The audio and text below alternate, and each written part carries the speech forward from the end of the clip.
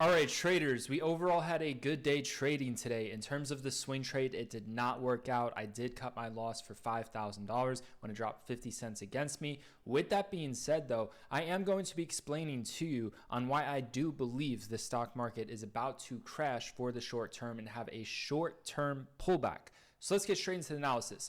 I'm going to prepare you to trade the best setups at the best prices, and I'm going to prepare you to crush it heading into the stock market tomorrow. Fridays are known for being my best trading day possible, and I strongly believe we're due for a pullback, likely tomorrow. If not, then heading into next week. So let's get straight into the analysis.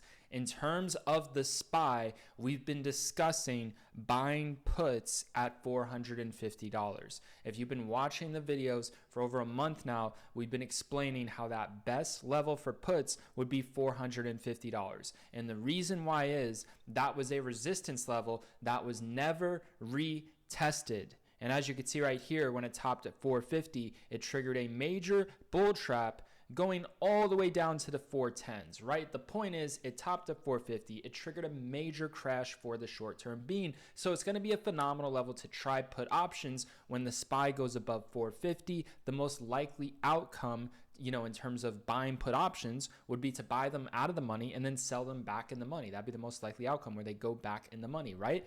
So based off of how things are looking, I believe we are in the process of that pullback. We are in the process of that small pullback, and I think we're setting up for it.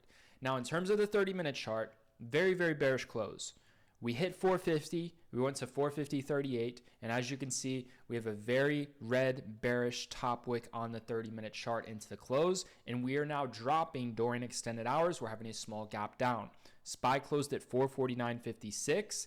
It went above 450, and if you would have listened to the video that I've been discussing for over a month now in terms of the best overall level for puts, once the SPY goes above 450, the most likely outcome is those 450 puts that went out of the money are going to go back in the money. If you took that scalp, you likely made a nice return, especially on zero dates. Zero dates did very, very well in terms of that overall situation. Now, in terms of tomorrow, what is the game plan? So let's start off with the gap down. If we do end up gapping down, which I strongly believe is going to happen, if not tomorrow, then heading into next week, we're due for a little pullback here on the SPY. In terms of how this looks, basically it looks overall, it's going to want to fill this gap. Overall, it's going to try to fill this gap. There's a gap to fill at 446. That's where we are overall headed tomorrow. If not, then heading into early next week. That's where I see us heading as of now. And this updates and this changes as time goes on, as candles changes, right? But that's where I see us. We're due for a pullback. This isn't the most bearish candlestick, but in terms of how the 30-minute candle closed, we're overextended. We're due for a pullback. It's going to be tough for them to continue to run this for the short term, breaking above that 450 and holding that support, right? So if the SPY gaps down, we're looking to buy puts when it goes back up. So if the SPY gaps down, if it opens up lower than it previously closes, basically what's going to try to happen is this. It's going to try to have a small bounce towards these previous resistance levels, 447.40, 446.50. One of the best levels where it's going to try to bounce would be 446. That's where it's going to try to bounce, especially 446. That is a gap close reversal level that has not been retested. So if we are seeing bullish confirmations at 446, we will be interested in buying calls towards that lower middle-ish level. Now, obviously, one of our best level for calls would be at the lower gap at 442.30. Don't really see that happening tomorrow, but it's definitely a possibility for next week. But basically, we're going to be eyeing calls at 446 and 442.36 towards the oversold gap close reversals. And the way you do that is if SPY is downtrending and you see a trend reversal 30-minute or you see a bullish 30-minute towards the gap levels, it doesn't have to be exactly at it. It can be under it. It can be slightly above it. But if you're seeing bullish confirmations, then that's your confirmation for calls at the oversold levels. Now, in terms of my puts, 449.53.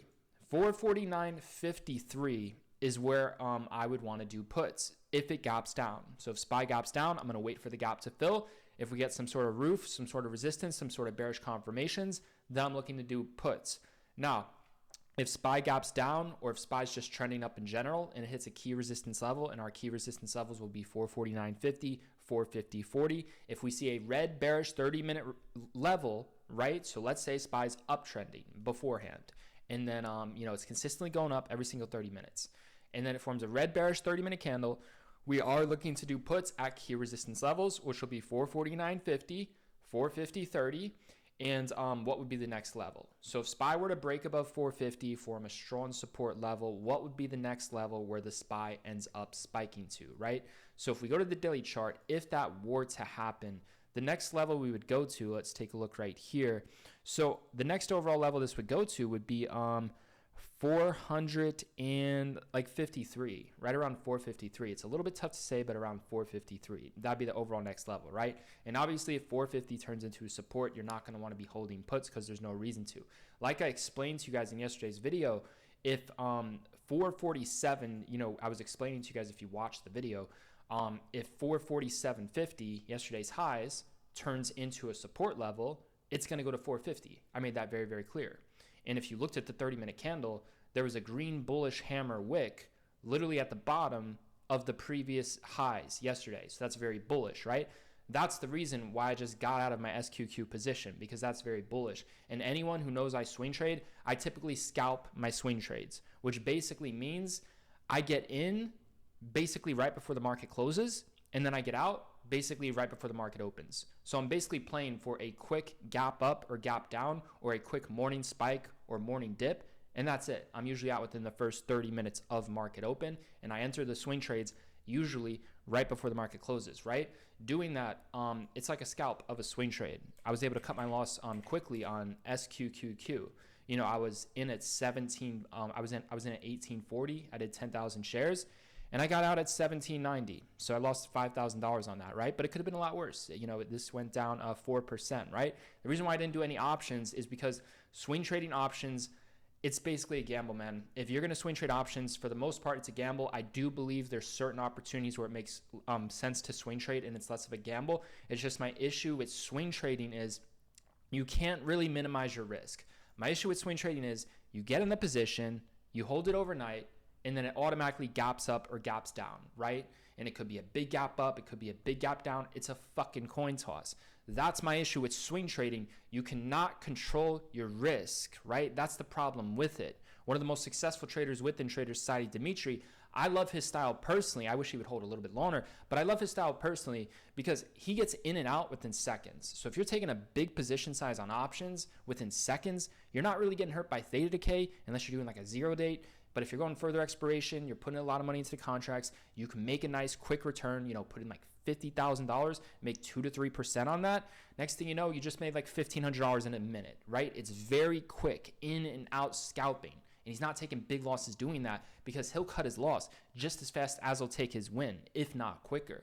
That's what I love about that, man. It's all controlled risk. But if you take a swing trade, you toss a coin and you can't control what's going to happen overnight. Anything can happen. Some sort of news can come out, and it's less controlled risk. That's what I dislike about it. When I enter a trade, I can exit that trade immediately. That's why I always look at swing trading personally as a gamble. Now, in terms of swing trading, I do believe there's some great swing trading opportunities that offer a very great risk to reward ratio where it makes sense taking that gamble in a sense. And I do think there's swing trading strategies that work overall. It's just to hold your hopes and hold a position for a very long time. The longer you hold a trade, the more risk is involved, and with bigger wins come bigger losses. I would much rather just have the small base hits and have that add up over time. You can do very, very well in such a short period of time, and just instead of taking these big exponential risks. In terms of investing though, I love investing for the long term and I love day trading and scalping. I would say my least favorite is swing trading. Every once in a while I do it, but like I said, I take it with a grain of salt because I personally look at it as like gambling in a sense. Now, not every swing trade is created equally. I do believe some swing trades make true logical sense where it's not even considered a gamble. Very rare situations, maybe, some sort of news or something like that. Or maybe it's just the perfect price with the perfect confirmation, but still.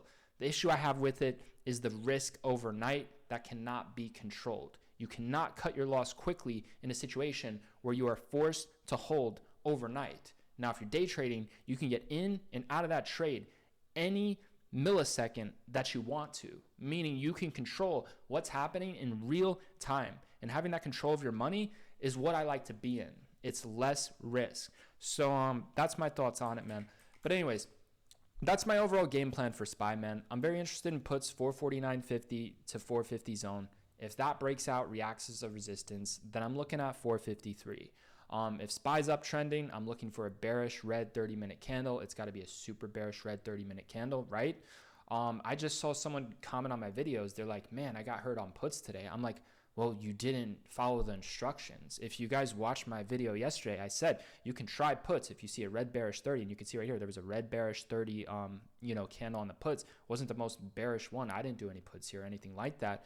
But if you took puts for whatever reason, it's like you got to understand, first of all, it's forming a bullish hammer at yesterday's highs. That's very bullish. And if you watch my video, I clearly said if it turns 447.50 into support, it's going to try to go to 450. Meaning if you hold puts, you're a fucking idiot and it's going to get destroyed. So it's like if you buy puts anyway because the 30 minutes red, it's like your max pain needs to be towards this 448 level. Because the point is, as long as it stays above these highs right here, 447.40, I made it very clear in my video, if it reacts to support, it's going to go to $450, right? Because if you look at the daily chart, that's just what's going to happen. Not every bull and bear trap is created equally. Some are going to have bigger brackets, some are going to have small brackets. People get screwed because they don't know the fucking brackets, or they just blindly hold through the brackets hoping that it's going to have some sort of reversal or go in their favor as it's going through the bracket. But it's just having that understanding. If you visually looked at the chart, you can see right here, there is a resistance level at 447.50. If that breaks out and reacts as a support, the next resistance level is 450. So if you hold through that, you deserve to get squeezed till 450. You're just hoping. You're hoping it's going to reverse in between the bracket. It's not going to fucking happen. You cannot hold in hope. You have to cut your loss quickly. So to that person, that's what you need to do differently. If you hold these through these brackets, you're going to get absolutely destroyed. We never do that. And we didn't do puts in the morning. Now, I explained to you my overall trading plans and what I'm interested in doing heading into tomorrow. Now, what were some trading opportunities that we were taking advantage of? What were some predictable things in terms of the market using the 30-minute chart? So let's just briefly go over this. You can visually see right here. So let me see some of the opportunities that I was seeing. I think I have to go a little bit further back. I was seeing some great opportunities for call options. Let me go further back and see if I can find them here real quick. Because again, this all looks different to me. I trade on my phone. But anyways, this uptrend right here, if you look at the way this was uptrending, I would say it looked very similar to this. Yeah, I believe this is what I was looking at. So take a look right here. I want you to compare this left-hand side to this right-hand side. And we're going to start basically with these candles right here. We're going to start with these overall candles right here. So see how you got this like green type of like wick right here, and then it's going down, and then you have this green bullish wick right here, and then it's going up. It did the same thing. You have this green type of wick right here, and then you got this bullish type of wick right here, and then it goes up. So when I saw that pattern, I was hitting calls. So what I'm going to do is I'm going to show you, let me zoom in here real quick. So you have this green wick right here, right? And then it goes down. And then you have this green wick right here, and then it goes up. So you see that pattern, just visually look at it. You don't need to understand the name of these candlesticks. Just look at what's happening. Look at this pattern. So what happens when this 30-minute candlestick closes after? It goes up. So if you're buying into 1-minute red candles when it's opening, you're going to make some nice money. So that's the pattern. These 3 30-minute candles. When are you buying the calls? You're buying the calls when this 30-minute candle closes like this, right? And this is a proof of concept. Look at this. This is the same pattern. Look at this. Look at these 2 candles right here. You have this green, candle right here going down, and then you have this green candle going up. And then what happens after that? It trends up for 30 minutes. So you're buying calls on the opening of the next 30-minute candle when the red candles on the 1 minute are down ticking. You're buying calls on the opening when the next red minute candle, when the next 30-minute candle opens up on the 1 minute red down ticks, right? So I think we can all agree that's identical in terms of what's going on. And then it continues to go up, and then it continues to go up until it flips red, right? So it's identical, right? I think we can all agree on that, right? So I looked at that history and I looked at that pattern, and then I told myself, the same thing is happening. Look, the same exact pattern. Look at this. You have that same sort of green candle that's going down with the wick, and then you have the green bullish one that's going up. And then it breaks out, right? And I also played calls. So I played calls after this. That was one of my calls as well because I was bullish on that part. And then I played calls right here. The reason why I played calls right here, if you've been studying, man, every single time SPY forms this green candle right here, it goes up. You see that? It goes up to the high of the wick. You see that? I've been saying that for over a month now, man. If you've been using that strategy, you should be making very, very nice money. Every single time the 30-minute candle closes like this, on the opening, it starts to trend back up to the high of that 30-minute and it tries to break out. That's why I was doing calls on both of those situations. That was the same exact pattern that literally happened back here twice. You can just visually see that top wick type of pattern with the call options. Look, here it is again. SPY has this top wick, and then it trends up to test the wick. So when it closes like this on the 30, you buy calls on the opening of the next one. It consistently happens, and it's been consistently working with call options whenever it does that. Like, you can just visually see, man, every single time nearly. Right here it closes, it has the high of the wick, and then it retests the high of the wick. Right here it closes, then it has the top wick, and then it retests the high of the wick. Right here it closes, then it has the top wick, and it retests the high wick. Every single time it's doing that, man. So that's why I kept on hitting calls. And also, it's just having that understanding. Like I said in yesterday's video, this is why I didn't get trapped in puts today. The only really bad trade I had was the swing trade I took. And that, all I can say about that is it is what it is. It is what it is. I had my thesis on why I was bearish. It didn't work. Maybe it's going to work tomorrow, right? The only thing I could really say about the mistake I made with my swing trade, I just didn't wait for the best level. If tomorrow's the day that it decides to drop, then good. It hit the best level, and that level was never tested. So good. I hope it does. We were at a level that was never tested, and it formed a bearish candle, which is why I did decide to swing trade. But it wasn't the best level. The best level was 450. So I hope it drops. All the power to it, because we all know 450 was that true best level for the put options, right? So basically, those are the overall understandings and reasonings behind that. And it's just understanding that the high of this candle right here is reacting as support. So it's going to go to the next resistance level on the daily. That's very bullish. So guys, with that being said, I'm going to be wrapping up the lessons. In terms of Trader Society, we did fairly well today. We had 72 people green, 14 red. People are going green, man. We recently have 87 people green, 12 red. If you want to be a part of the program, it is the first link down below in the description. You can start trading with us tomorrow. Fridays are known for being my best trading days, and you can get started. It's instant access. It's a one-time fee. It's lifetime access. All of the information is explained in the first link down below in the description. I will see you guys tomorrow live at Market Open.